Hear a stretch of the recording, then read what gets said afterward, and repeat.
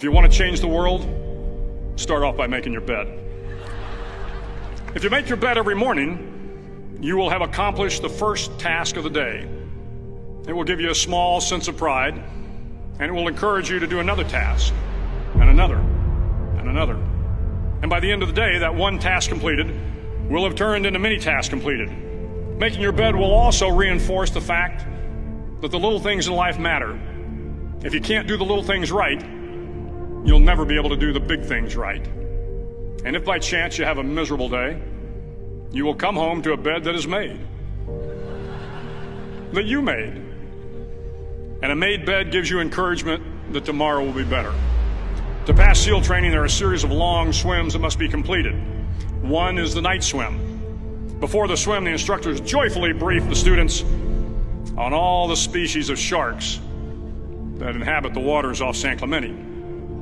They assure you, however, that no student has ever been eaten by a shark, at least not that they can remember. But you are also taught that if a shark begins to circle your position, stand your ground. Do not swim away. Do not act afraid. And if the shark, hungry for a midnight snack, darts towards you, then summons up all your strength and punch him in the snout, and he will turn and swim away.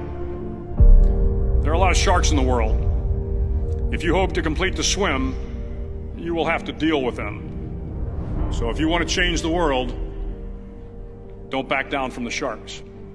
Over a few weeks of difficult training, my SEAL class, which started with 150 men, was down to just 42. There were now 6 boat crews of 7 men each. I was in the boat with the tall guys, but the best boat crew we had was made up of the little guys, the Munchkin crew, we called them. No one was over 5'5". The Munchkin boat crew had 1 American Indian, 1 African American, 1 Polish American, 1 Greek American, 1 Italian American, and 2 tough kids from the Midwest. They out-paddled, outran, and outswam all the other boat crews. The big men in the other boat crews would always make good-natured fun of the tiny little flippers the Munchkins put on their tiny little feet prior to every swim.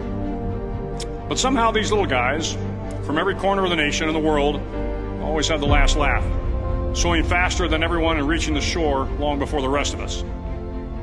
SEAL training was a great equalizer.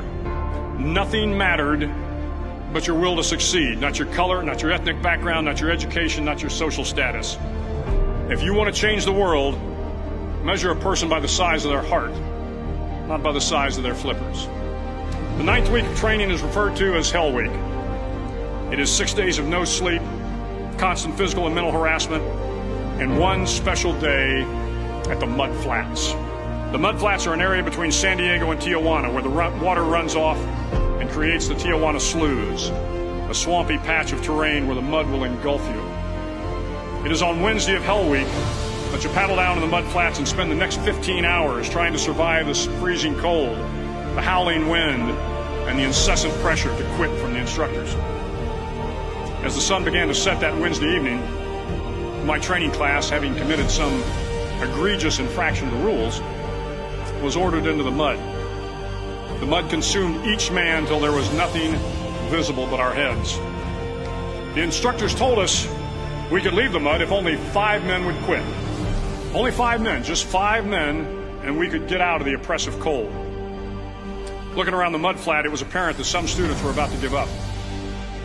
It was still over 8 hours till the sun came up. 8 more hours of bone-chilling cold. The chattering teeth and the shivering moans of the trainees were so loud, it was hard to hear anything. And then one voice began to echo through the night. One voice raised in song. The song was terribly out of tune, but sung with great enthusiasm. One voice became 2, and 2 became 3, and before long, everyone in the class was singing. The instructors threatened us with more time in the mud if we kept up the singing, but the singing persisted, and somehow the mud seemed a little warmer, and the wind a little tamer, and the dawn not so far away. If I have learned anything in my time traveling the world, it is the power of hope. The power of one person, a Washington, a Lincoln, King, Mandela, and even a young girl from Pakistan, Malala. One person can change the world by giving people hope. So if you want to change the world, start each day with a task completed.